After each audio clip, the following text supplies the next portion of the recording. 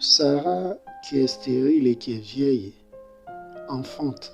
Elle donne naissance à un fils, Isaac, tel est son nom, selon la parole du Seigneur. Et Sarah est étonnée, elle est surprise, mais en même temps elle est en joie. La parole du Seigneur est vérité, les promesses du Seigneur s'accomplissent toujours, les projets du Seigneur se réalisent au temps décidé par le Seigneur. Oui, puisque c'est dans la période que le Seigneur avait annoncé que Sarah met au monde ce fils. Elle est tellement heureuse qu'elle rend grâce au Seigneur. Elle reconnaît que c'est le Seigneur qui a fait cela. Et comme Abraham est dans une alliance avec le Seigneur, il va respecter sa part concernant cette alliance. C'est ainsi qu'il va effectuer la circoncision de l'enfant dès l'âge de 8 jours. Ensuite, s'en suivra que l'enfant doit être sevré.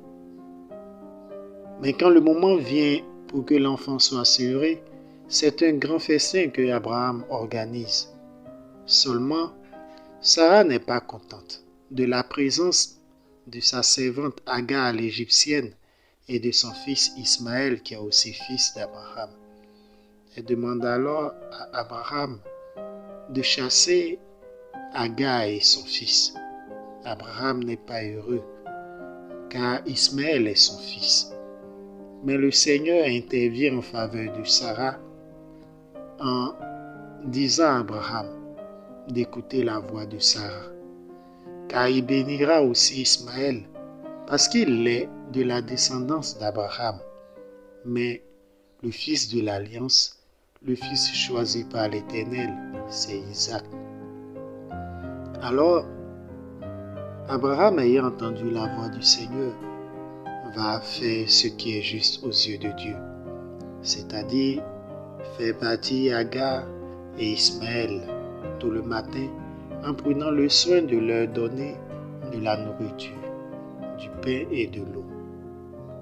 Mais lorsque Agar arrive dans le désert avec son fils, elle est déprimée, elle est dépaysée, car elle sait qu'avec la soif et la faim, la mort est sûre. Alors elle dépose son enfant à l'écart et voici que, se mettant un peu loin, elle élève la voix vers le Seigneur et pleure. Mais il se trouve que le Seigneur vient à son secours. Pas parce que Agar crie à lui, mais parce que le Seigneur a entendu la voix de l'enfant qui pleure dans les buissons. Donc le Seigneur agit en faveur d'Agar à cause des pleurs de l'enfant. Et le Seigneur se laisse toucher par les pleurs de l'enfant à cause de son alliance avec Abraham. Nous devons comprendre quelque chose.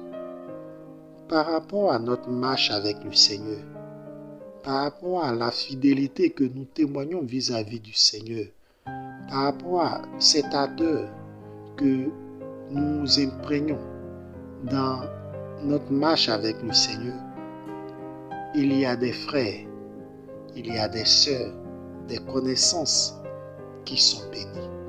C'est pour cela que dans notre marche avec le Seigneur, nous ne devons pas penser à nous seuls. C'est vrai que nous serons seuls à être éprouvés. Nous serons seuls à faire des efforts. Nous serons seuls à être persécutés. Mais quand le Seigneur doit bénir, le Seigneur bénira jusqu'à la 1000e génération. Le Seigneur se souviendra de nous et du fait de nos efforts, du fait de notre fidélité, de notre obéissance et de notre foi, le Seigneur bénira notre descendance. Ismaël est écouté parce que Abraham, son père, est dans une alliance avec l'Éternel et Abraham respecte l'alliance. Alors le Seigneur envoie son ange révéler à Agar ses projets pour le petit Ismaël. Car le Seigneur aussi veut bénir Ismaël et faire savoir cela à sa mère Agar. En plus de cela, le Seigneur permet que ses yeux s'ouvrent afin qu'elle voie le puits qui certainement n'était pas loin d'elle. Mais parce que le Seigneur n'avait pas encore fait tomber les écailles de ses yeux, elle ne voyait pas ce puits. Le Seigneur permet qu'elle voie ce puits maintenant pour lui dire que je ne vais pas accepter que ni ta vie, ni la vie de l'enfant soient ôtées. Vous ne mourrez pas, voici de l'eau. Et je vous bénirai, de cet enfant je ferai sortir des princes, lui je ferai sortir des nations. Cet enfant va grandir donc devant la présence du Seigneur et il sera entouré de la protection du Seigneur. Il va épouser une Égyptienne et il aura comme activité la chasse puisqu'il tire l'arc. Nous également, le Seigneur, c'est vrai, quand nous sommes en faute, nous corrige. Mais quand nous maintenons le cap de quelqu'un qui cherche à faire du bien, qui cherche à honorer le Seigneur, qui cherche à rendre le Seigneur fier, le Seigneur bénit nos proches à cause de nous, à cause de nos actions, à cause de nos efforts.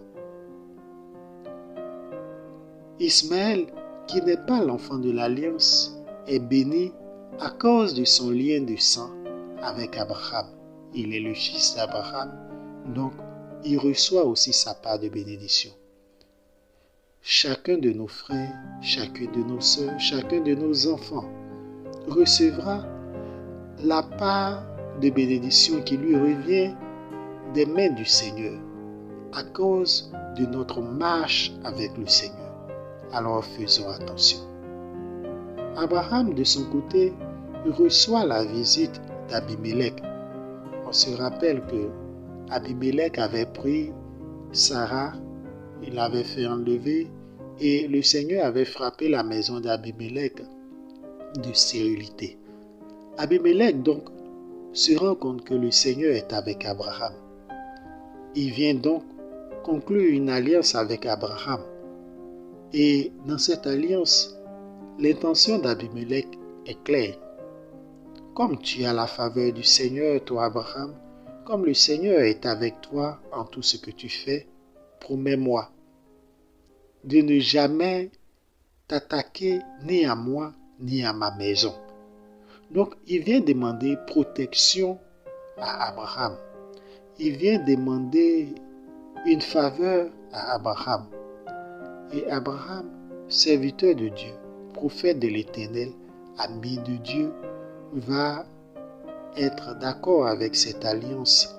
Mais seulement il se trouve qu'il y a des serviteurs de Abimelech qui se sont mal comportés envers Abraham. Lorsqu'il va révéler cela à Abimelech, celui-ci ne va pas tarder à prendre une décision contre ces serviteurs-là. L'alliance sera conclue et cela sera fait par serment, c'est-à-dire signé. Mais ce que nous devons comprendre à travers le comportement d'Abimelech, Abimelech se reconnaît faible. Lui qui est roi, il sait que celui qui est au-dessus de tout, c'est le Seigneur. Et la main du Seigneur sur la terre, c'est Abraham. Donc affronter Abraham, faire du mal à Abraham, mépriser Abraham, c'est mépriser le Seigneur, c'est faire du mal au Seigneur, c'est affronter le Seigneur. Donc, il ne veut pas être en querelle avec Abraham parce que Abraham a la faveur du Seigneur.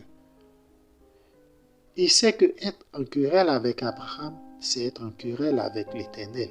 Or, nul ne peut affronter l'Éternel. De l'autre côté, Abraham, parce qu'il est dans cette alliance avec l'Éternel, ne peut pas être méprisé. Il ne peut pas être détesté ni haï.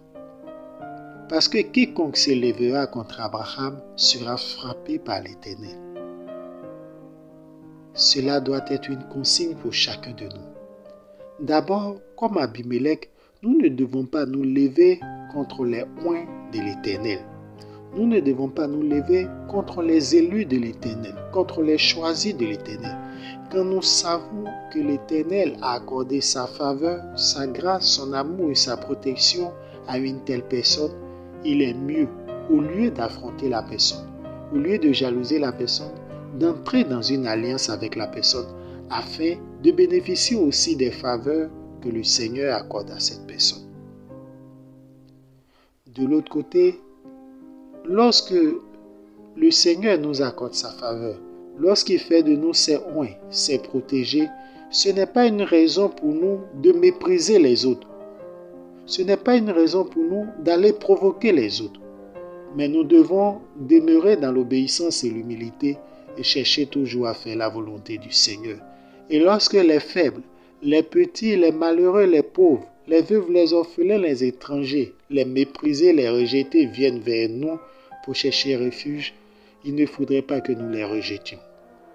Car ce n'est pas à cause de nous qu'ils viennent, mais c'est à cause du Seigneur. C'est parce qu'ils ne voient pas le Seigneur. C'est parce qu'ils cherchent le Seigneur qu'ils viennent vers ceux qui sont considérés comme étant les élus du Seigneur, les amis du Seigneur. Que le Seigneur lui-même nous oriente, qui nous guide et qui nous aide à faire sa volonté au nom de Jésus.